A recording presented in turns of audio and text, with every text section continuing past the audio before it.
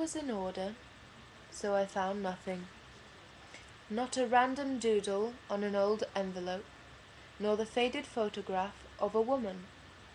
Only the files of business correspondence, the bills from the home farms, the invoices from tailors, the billets doux from international finances. Nothing. And this absence of the evidence of his real life began to impress me strangely. There must, I thought, be a great deal to conceal if he takes such pains to hide it. His office was a singularly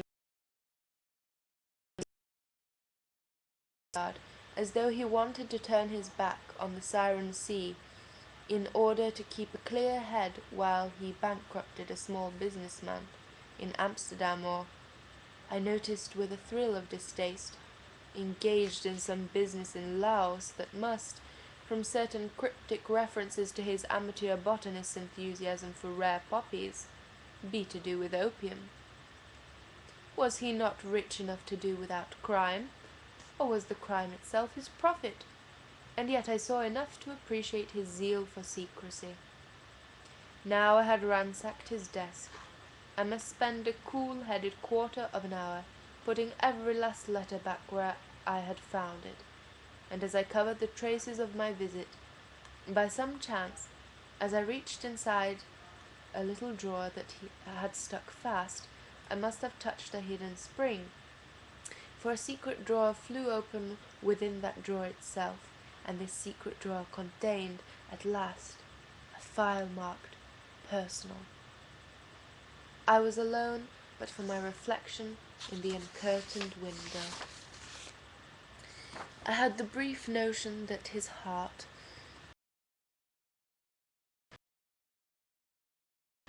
lay in this file. It was a very thin one.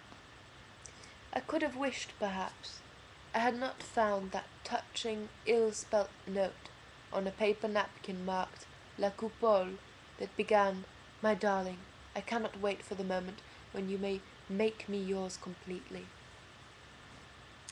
The diva had sent him a page of the score of Tristan, the Liebe stood, with the single cryptic word "until" scrawled across it. But the strangest of all these love letters was a postcard with a view of a village graveyard among mountains where some black-coated ghoul enthusiastically dug at a grave. This little scene, executed with the lurid exuberance of Grand Guignol, was captioned, "Typical Transylvanian scene, midnight, All Hallows."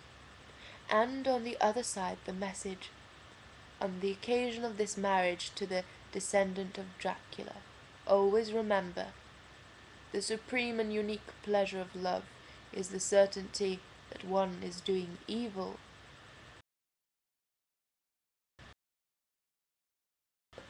A joke in the worst possible taste, for had he not been married to a pretty witty face, and her name Carmilla?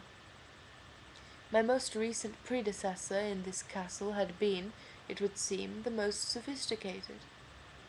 I put away the file, sobered. Nothing in my life of family love and music had prepared me for these grown-up games, and yet these were clues to his self that showed me, at least, how much he had been loved, even if they did not reveal any good reason for it.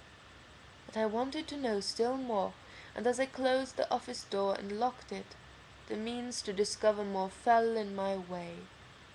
Fell, indeed, and with the clatter of a dropped canteen of cutlery, for as I turned the slick Yale lock I contrived somehow to open up the key-ring itself so that all the keys tumbled loose on the floor, and the very first key I picked out of that pile was, as luck or ill fortune had it, the key to the room he had forbidden me. He could go there when he wished to feel himself once more a bachelor. I made my decision to explore it before I felt a tame resurgence of my ill-defined fear of his waxen stillness. Perhaps I half imagined then that I might find his real self in his den, waiting there to see if indeed I had obeyed him, that he had sent a moving figure of himself to New York, the enigmatic self-sustaining carapace of his public person, while the real man, whose face I had glimpsed in the storm of orgasm, occupied himself with pressing private business in the study at the foot of the West Tower, behind the still room. Yet, if that were so, it was imperative that I should find him, should know him, and I was too deluded by his apparent taste for me to think my disobedience might truly offend him. I took the forbidden key from the heap and left the others lying there. It was now very late, and the castle was adrift, as far as it could go from the land, in the middle of the silent ocean, where, at my orders, it floated like a garland of light. And all silent, all still, but for the murmuring of the waves. I felt no fear, no intimation of dread. Now I walked as firmly as I had done in my mother's house. Not a narrow, dusty little passage at all. Why had he lied to me? But an ill-lit one, certainly. The electricity, for some reason, did not extend here, so I retreated to the still room and found a bundle of wax tapers in a cupboard, stored there with matches to light the oak board at grand dinners.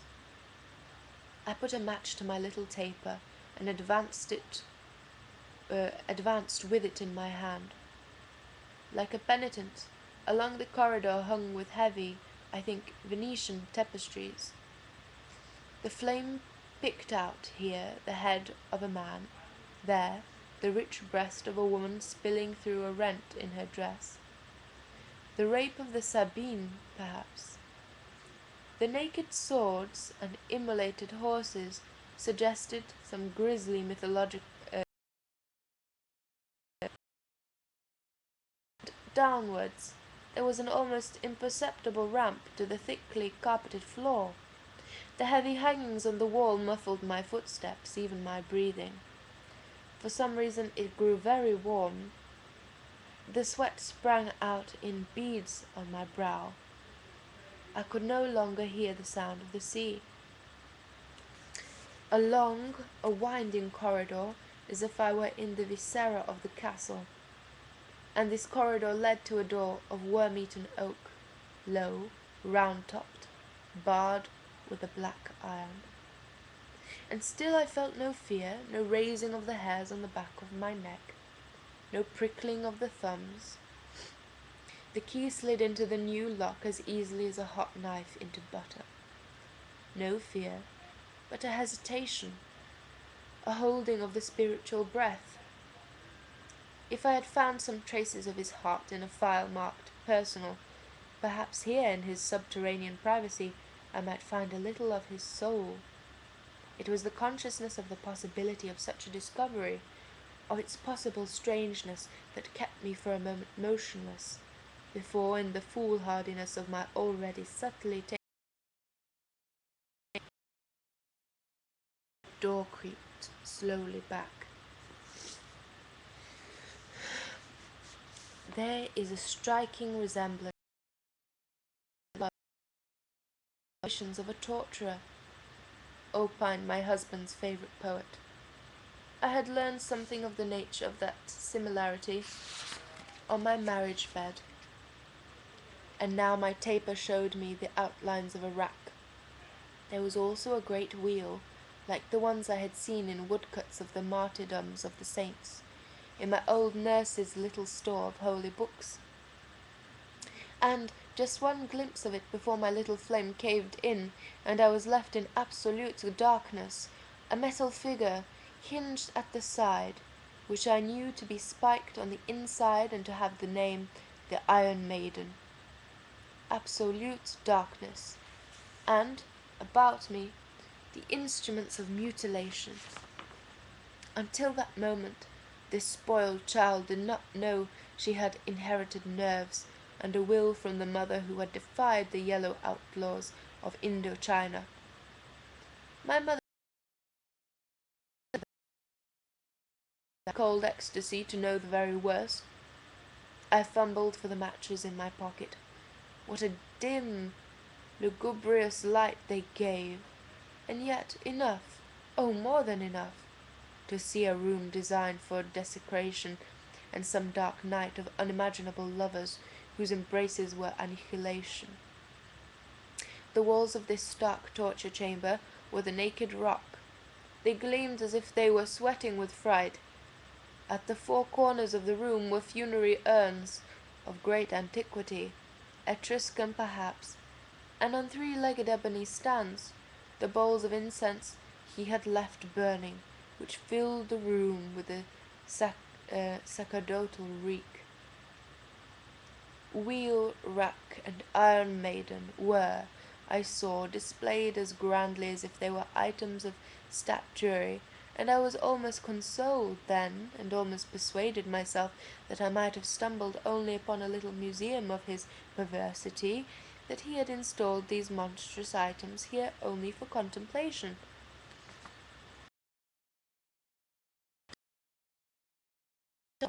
A doomed, ominous bier of Renaissance workmanship, surrounded by long white candles, and at its foot an armful of the same lilies with which he had filled my bedroom, stowed in a 4-foot-high jar glazed with a sombre Chinese red. I scarcely dared examine this catafalque and its occupant more closely, yet I knew I must. Each time I struck a match to light those candles round her bed, it seemed a garment of that innocence of mine for which he had lusted fell away from me. The opera singer lay, quite naked, under a thin sheet of very rare and precious linen, such as the princes of Italy used to shroud those whom they had poisoned. I touched her very gently on the white breast. She was cool. He had embalmed her. On her throat I could see the blue imprint of his strangler's fingers. The cool, sad flame of the candles flickered on her white, closed eyelids.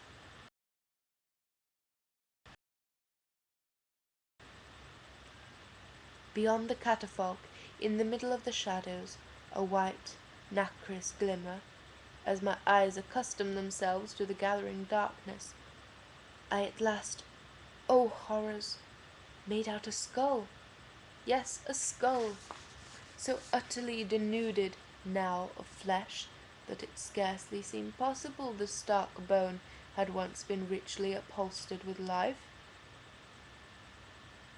And this skull was strung up by a system of unseen cords, so that it appeared to hang, disembodied in the still heavy air, and it had been crowned with a wreath of white roses and a veil of lace, the final image of his bride. Yet the skull was still so beautiful, had shaped with its sheer plane so imperiously the face that once had existed above it, that I recognized her the moment I saw her, face of the evening star walking on the rim of night.